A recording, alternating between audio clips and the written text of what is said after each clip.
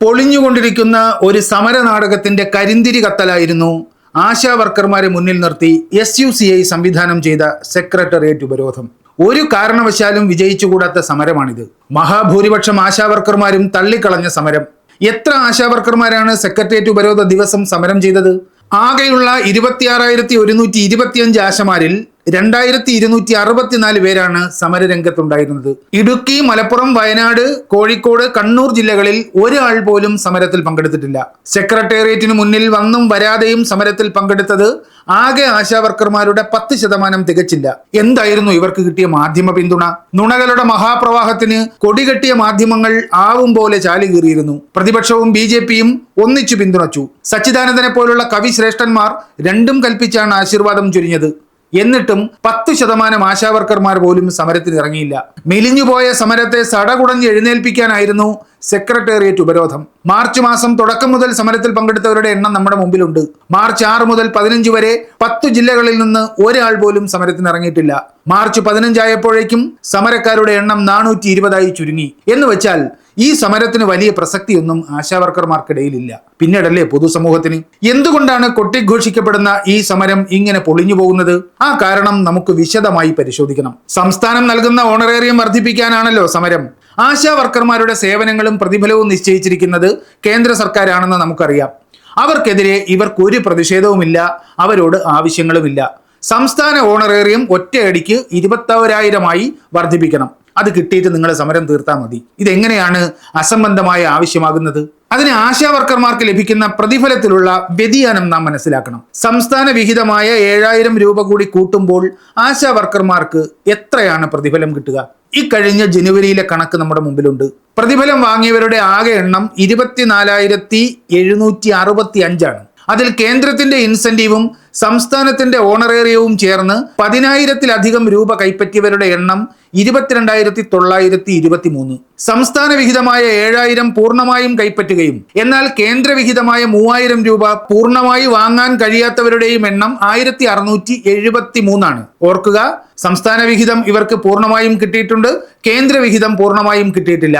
അങ്ങനെയുള്ള ആളുകളുടെ എണ്ണം 1,673. നമുക്ക് ഇവരെ 3 കാറ്റഗറിയായി തിരിക്കാം. ആകെ 10,000 കിട്ടുന്നവർ 1,673. 10,000-നും 13,000-നും ഇടയ്ക്ക് പ്രതിഫലം കിട്ടുന്നവർ 21,960. 13,000-ലധികം കിട്ടുന്നവർ 963. ചിലർക്ക് 13,000-ലധികം കിട്ടുമ്പോൾ മറ്റു ചിലർക്ക് 10,000 തികച്ചു കിട്ടുന്നില്ല. എന്തുകൊണ്ടാണ് ഈ വ്യതിയാനം? അതാണ് ഈ സ്കീമിന്റെ ദൗർബല്യം. മാനദണ്ഡങ്ങൾ പാലിക്കുന്നതിൽ അലംഭാവം കാണിച്ചാലും സേവനം ലഭിക്കേണ്ടവരുടെ എണ്ണം കുറഞ്ഞാലും ആശാ വർക്കർമാരുടെ പ്രതിഫലം കുറയും. അതാണ് ഈ പദ്ധതിയുടെ പൊതുപരിമിതി. ആ പരിമിതിയാണ് മാറ്റേണ്ടത്. അത് മാറ്റണമെങ്കിൽ സ്കീം പൊളിച്ചെഴുതണം. അങ്ങനെ മാറ്റേണ്ടത് ആരാണ്? കേന്ദ്ര സർക്കാരാണ്. എന്തിനാണ് കേന്ദ്ര സർക്കാർ ആശാ വർക്കർമാരെ നിയോഗിച്ചിരിക്കുന്നത്? വീടുകളിൽ ആരോഗ്യ സേവനം നൽകുന്നതിന് ആണല്ലോ. ഓരോ സേവനവും നിർവഹിക്കുന്നതിന് ഇത്ര പ്രതിഫലം എന്നാണ് മാനദണ്ഡം. ഓരോ സേവനവും അതിനുള്ള പ്രതിഫലവും കൃത്യമായി നിർവചിച്ചിട്ടുണ്ട്. 5 രൂപ മുതൽ 600 രൂപ വരെ പ്രതിഫലം നിശ്ചയിച്ചിരിക്കുന്ന സേവനങ്ങളുണ്ട്.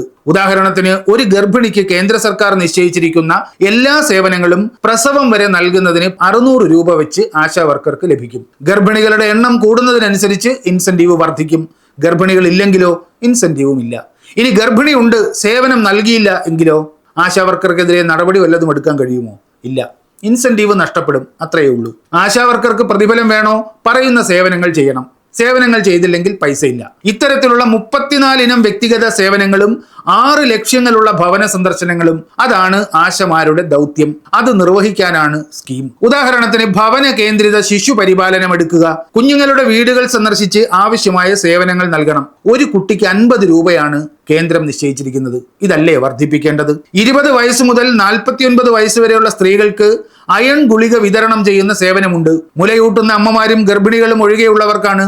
അവർക്ക് 50 രൂപയാണ് പ്രതിഫലം. ഇതല്ലേ വർദ്ധിപ്പിക്കേണ്ടത്? കുട്ടികളുടെ പ്രതിരോധ കുത്തിവയ്പ് മറ്റൊന്ന്. ഒരു കുട്ടിയെ സേവന കേന്ദ്രത്തിൽ എത്തിക്കുന്നതിന് 20 രൂപയാണ് പ്രതിഫലം.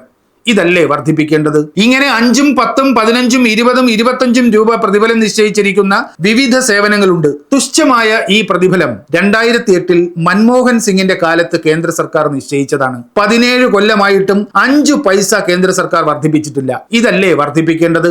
ഈ തുക കാലാനുസൃതമായി പുതുക്കാൻ വിസമ്മതിക്കുന്ന മോദി സർക്കാരിനെതിരെയല്ലേ ധാർമ്മിക രോഷം ജ്വലിക്കേണ്ടത്, പ്രതിഷേധം ഇരമ്പേണ്ടത്? ചുരുങ്ങിയപക്ഷം ആശാവർക്കർമാരുടെ പേരിൽ കള്ളക്കണ്ണീരൊഴുക്കാനും കപടനാടകം കളിക്കാനും എത്തുന്ന സുരേഷ് ഗോപിയുടെയും കെ സുരേന്ദ്രന്റെയും മുഖത്ത് നോക്കി 4 അക്ഷരം പറയാനുള്ള തന്റെ ഇടമെങ്കിലും കാണിക്കണ്ടേ? അതിനൊന്നിനും സമര നേതൃത്വം കൈയാളുന്ന SUCIക്ക് ഒരു താല്പര്യവുമില്ല. 17 കൊല്ലം മുമ്പ് കേന്ദ്ര സർക്കാർ നിശ്ചയിച്ച പ്രതിഫലത്തിനാണ് ആശാവർക്കർമാർ ഇപ്പോഴും ജോലി ചെയ്യുന്നത്. ഇത് മാറ്റാതെ ആശാവർക്കർമാർക്ക് എങ്ങനെ വേതന വർധന കിട്ടും? കേന്ദ്രത്തിന്റെ ഇൻസെന്റീവ് വർദ്ധിപ്പിക്കാതെ, സ്കീമിൽ അടിസ്ഥാനപരമായ പൊളിച്ചെഴുത്തില്ലാതെ വേതന വർധന അസാധ്യമാണ് എന്ന് മനസ്സിലാക്കാൻ സാമാന്യമായ ബുദ്ധിമതി. അടിസ്ഥാനപരവും ലളിതവുമായ ഈ ആവശ്യം ഉന്നയിക്കാത്തത് കൊണ്ടാണ് SUCIയുടെ സമരം അസംബന്ധവും പ്രഹസനവുമാകുന്നത്, ഒരു കാരണവശാലും വിജയിച്ചുകൂടാത്ത സമരമാകുന്നത്. കേന്ദ്രം പ്രതിഫലം വർദ്ധിപ്പിക്കാതെ സംസ്ഥാനത്തിന്റെ ഓണറേറിയം 21,000 രൂപയാക്കണമെന്ന സമരക്കാരുടെ ആവശ്യം അസാധ്യമാണ്, അന്യായമാണ്, ഒരിക്കലും നടക്കാത്തതും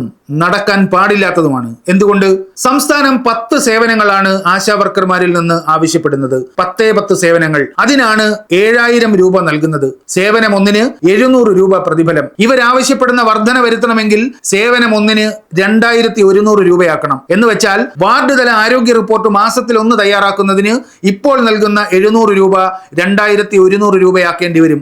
നടക്കുന്ന കാര്യമാണോ?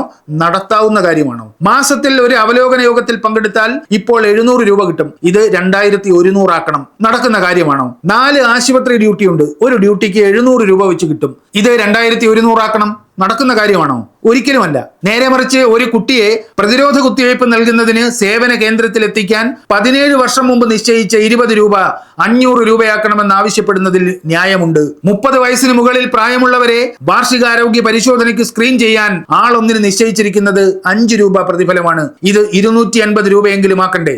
ഇതുപോലെ ഓരോ സേവനങ്ങൾക്കും പ്രതിഫലം കേന്ദ്ര സർക്കാർ പുതുക്കി നിശ്ചയിച്ചാലേ ആശാവർക്കർമാർക്ക് അവരെ നിയമിച്ചിരിക്കുന്ന ചുമതലകൾ ചെയ്യുന്നതിന് ന്യായമായ പ്രതിഫലം ലഭിക്കൂ. ഇക്കാര്യങ്ങൾ അറിയുന്നത് കൊണ്ടാണ് ആശാവർക്കർമാരുടെ സ്കീം കേന്ദ്ര സർക്കാർ പൊളിച്ചെഴുതി പ്രതിഫലം വർദ്ധിപ്പിക്കണമെന്ന് CITU ഉൾപ്പെടെയുള്ള ട്രേഡ് യൂണിയനുകൾ ആവശ്യപ്പെടുന്നത്. വേതന വർധനയ്ക്ക് അതുമാത്രമേ ഉള്ളൂ പരിഹാരം. പക്ഷെ നാടകം കളിക്കുന്ന സമരക്കാർക്ക് ഇങ്ങനെ ഒരു ആവശ്യമില്ല. ആറ്റിക്കുറിക്കിയാൽ അവരുടെ ആവശ്യം ഇത്രയേ ഉള്ളൂ. കേന്ദ്രം നിശ്ചയിച്ചിട്ടുള്ള സേവനങ്ങൾ ചെയ്താലും ഇല്ലെങ്കിലും സംസ്ഥാന സർക്കാർ 21,000 രൂപ ഓണറേറിയം കൊടുക്കണം, ഉപാധികളൊന്നുമില്ലാതെ. ഈ കേന്ദ്രം നിശ്ചയിച്ചിരിക്കുന്ന സേവനങ്ങളെല്ലാം ചെയ്തേ തീരൂ എന്ന് വല്ല നിർബന്ധവും ഉണ്ടോ? സേവനം ലഭിച്ചില്ലെങ്കിൽ പരാതിപ്പെടാൻ വകുപ്പുണ്ടോ? സേവനം നൽകുന്നതിൽ വീഴ്ച വരുത്തുന്നവരെ പിരിച്ചുവിടാൻ വ്യവസ്ഥയുണ്ടോ? ഒന്നുമില്ല. സേവനം നൽകിയില്ലെങ്കിൽ പ്രതിഫലവുമില്ല, അത്രയേ ഉള്ളൂ. അങ്ങനെ ഒരു സ്കീമിൽ ഒരു മാനദണ്ഡവുമില്ലാതെ ആ ചുമതലകളൊന്നും നിർവഹിക്കാതെ സംസ്ഥാന വിഹിതം നിലവിലുള്ളതിന്റെ 3 മടങ്ങായി വർദ്ധിപ്പിക്കണമെന്നാണ് സമരക്കാരുടെ ആവശ്യം. തെളിച്ചു പറഞ്ഞാൽ 21,000 രൂപ വെറുതെ തരണം എന്ന്. കേന്ദ്രം നിശ്ചയിച്ചിരിക്കുന്ന സേവനങ്ങൾ നാമമാത്രമായി നിർവഹിച്ചു എന്ന് വരുത്തി തീർത്താൽ മതി. സംസ്ഥാന വിഹിതമായ 21,000 രൂപ പൂർണ്ണമായും കൈപ്പറ്റാം. ആർക്കെങ്കിലും അംഗീകരിക്കാൻ കഴിയുന്ന ആവശ്യമാണോ ഇത്? ഇങ്ങനെയാണോ ഒരു സമര ഡിമാൻഡ് നിർവചിക്കേണ്ടത്? തലയ്ക്ക് വെളിവുള്ള ആരെങ്കിലും 21,000 രൂപ വെറുതെ തരണമെന്ന ആവശ്യവുമായി സമരത്തിനിറങ്ങുമോ? ചെയ്തിരിക്കണമെന്ന് നിർബന്ധമില്ലാത്ത സേവനങ്ങൾക്ക്, ചെയ്തേ തീരൂ എന്ന് നിഷ്കർഷിച്ചിട്ടില്ലാത്ത സേവനങ്ങൾക്ക്, ചെയ്തിട്ടില്ലെങ്കിൽ നടപടി ഉണ്ടാകുമെന്ന് നിർവചിച്ചിട്ടേ ഇല്ലാത്തൊരു ജോലിക്ക് നിലവിൽ കിട്ടുന്നതിന്റെ 3 മടങ്ങ് വേതന വർധനയാണ് സമരക്കാർ ആവശ്യപ്പെടുന്നത്. ആർക്കാണ് ഇത് അംഗീകരിക്കാൻ കഴിയുക? ആശമാർക്ക് നീതി ലഭിക്കണമെങ്കിൽ പണിയെടുക്കുന്ന മുഴുവൻ പേർക്കും മെച്ചപ്പെട്ട വേതനം ആ സ്കീമിന്റെ ഭാഗമായി ലഭിക്കണം. അവർക്ക് തൊഴിലവകാശങ്ങൾ ആ സ്കീമിന്റെ ഭാഗമായി ഉറപ്പുവരുത്തണം. 2008 നിശ്ചയിച്ച പ്രതിഫലമല്ല ആശമാർക്ക് 2025 കൊടുക്കേണ്ടത്. അത് വർദ്ധിപ്പിക്കേണ്ടത് കേന്ദ്ര സർക്കാരാണ്. ആശാവർക്കർമാർക്ക് നീതി ലഭിക്കണമെന്ന് ആഗ്രഹിക്കുന്ന മുഴുവൻ പേരും അതിനുവേണ്ടിയാണ് ശബ്ദമുയർത്തേണ്ടത്. അതാണ് ശരിയായ നിലപാട്. അല്ലാതെ സന്നദ്ധ പ്രവർത്തകരായി തന്നെ നിലനിർത്തി സേവനങ്ങൾ നൽകണമെന്ന് ഒരു നിർബന്ധവുമില്ലാത്ത സാഹചര്യം അതുപോലെ തുടർന്ന് സംസ്ഥാനത്തിന്റെ ഓണറേറിയം പ്രത്യേകിച്ച് നിബന്ധനകളൊന്നുമില്ലാതെ 3 മടങ്ങ് വർദ്ധിപ്പിക്കണമെന്നൊക്കെ പറഞ്ഞ് സമരം നടത്തിയാൽ ആരംഗീകരിക്കാനാണ്? നടക്കാത്ത ആവശ്യം ഉന്നയിച്ച് സെക്രട്ടേറിയറ്റിന് മുന്നിൽ കുറെ സ്ത്രീകളെ അണിനിരത്തുന്നു. നാക്കെടുത്താൽ സത്യം പറയാത്ത VD സതീശൻ മുതൽ രാഹുൽ മാങ്കൂട്ടം വരെ അവിടെ ചെന്ന് നുണയുടെ കാവടി തുള്ളുന്നു. പുളി ഏതാ പുളിയിഞ്ചി ഏതാ എന്ന് തിരിയാത്ത സുരേഷ് ഗോപി വായിൽ തോന്നിയത് വിളിച്ചുകൂവി അവിടെ തേരാപ്പാര നിരങ്ങുന്നു. കടുകുമണിയുടെ അക്ഷരജ്ഞാനമില്ലാത്ത സ്മൃതി പരുത്തിക്കാടിനെ പോലുള്ളവരുടെ 9 മണി ശബ്ദമലിനീകരണം വേറെ. വാട്സപ്പ് യൂണിവേഴ്സിറ്റിയാണ് പരുത്തിക്കാടിന്റെ വാർത്താ സ്രോതസ്സെങ്കിലും അതിൽ തന്നെ വോയിസ് മെസ്സേജ് അയച്ചാലേ പ്രയോജനമുള്ളൂ അത്രേ. ടെക്സ്റ്റ് മെസ്സേജ് അയച്ചാൽ കുടുങ്ങി. അതിൽ കൂട്ടക്ഷരമുള്ള വാക്കുകൾ ഉണ്ടെങ്കിൽ പെട്ടു. വായിച്ചെടുക്കണ്ടേ? വോയിസ് മെസ്സേജ് ആയാൽ പരമസന്തോഷം. എന്തായാലും ഒന്നിനെ കുറിച്ചും 5 പൈസയുടെ വിവരമില്ലാതെ ഇങ്ങനെ ഒച്ചയുണ്ടാക്കാനുള്ള സാമർഥ്യം സമ്മതിച്ചു കൊടുക്കണം. ഇവരൊക്കെയാണ് ചുരുങ്ങിയ എണ്ണം ആശാവർക്കർമാരെ തെറ്റിദ്ധരിപ്പിച്ച് സെക്രട്ടേറിയറ്റിന് മുന്നിൽ എത്തിച്ച SUCIക്ക് പിന്നിൽ ചരട് വലിക്കുന്നത്. ഇവരൊക്കെ കൂടിയാണ് വാളയാർ അമ്മയെയും കൊണ്ട് നീതി വാങ്ങാൻ സമരം നയിച്ചത് എന്നും സമരത്തിലുള്ള ആശാവർക്കർമാർ ഓർക്കുന്നത് നന്ന്. ഇനിയിപ്പോ സെക്രട്ടേറിയറ്റിന് മുന്നിൽ നിരാഹാര സമരമാണത്രേ. ഒരു കാര്യവുമില്ലെന്ന് സാമാന്യ ബുദ്ധിയുള്ള ആർക്കും മനസ്സിലാകും. ഈ സമരക്കാരുടെ മുന്നിൽ തുറന്നിടാനുള്ളതല്ല കേരളത്തിന്റെ പൊതു ഖജനാവ്. ആ ഖജനാവിന് താങ്ങാനാവുന്ന തുക